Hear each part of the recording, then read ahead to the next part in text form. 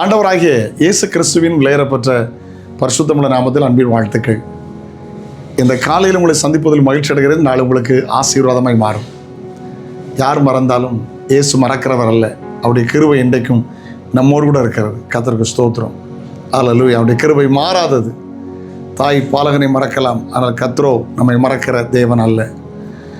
பங்களாதேஷ் தனி நாடாக வருகிறதுக்கு முந்தி கிழக்கு பாகிஸ்தானிலிருந்து ஒரு பெரிய கூட்டம் இந்தியாவை நோக்கி படையெடுத்து உள்ளே வருகிறது. இது இந்திய இராணுவ வீரர்கள் பார்த்து விட்டார்கள். உடனே அவர்கள் தடுத்து நிறுத்த முயன்ற போது அவர்கள் புதர்களுக்குள் மறைந்து கொண்டார்கள். அவர்கள் தேடி கண்டுபிடிக்கக்கூடாது என்பதற்காக உள்ளே மறைந்து கொண்டார்கள்.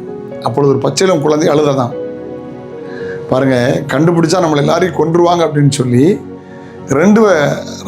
ரெண்டு பக்கம் உள்ள இராணுவ இதுக்கும் பயந்து அந்த குழந்தையை கொன்னாங்க அப்படின்னு சொல்லி ஒரு புஸ்தகத்தில் படித்தேன். அல்லேலூயா. தாய் பாலகனை மறப்பாள். பைபிள் அப்படி தான் வாசிக்கிறோம். பஞ்சத்தில் ஒருத்தி வெட்டி கொன்னே தின்னுபிட்டாங்கன்னு வாசிக்கிறோம். அல்லேலூயா. அவர் நம்மை மறக்கிற தேவனே அல்ல. ஹல்லேலூயா. ஆமென். வாசிக்க கேட்கலாம்.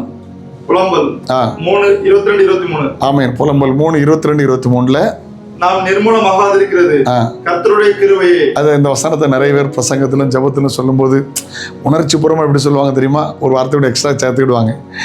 நாங்கள் நிர்மூலமாகாதிருப்பது கர்த்தருடைய சுத்த கிருபையே. அந்த வார்த்தையை எல்லாருமே சொல்லி பழகிட்டோம். ஓகே, பரவாயில்ல.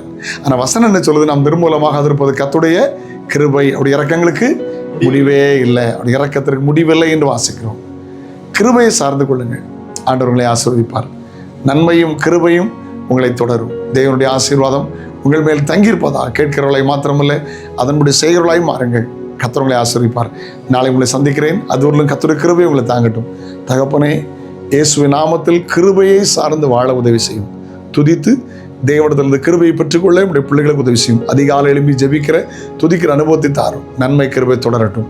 இயேசுவின் நாமத்தில் ஜெபங்கள் பிதாவே. ஆமென். ஆமென். அல்லேலூயா. God bless you. Have a nice day.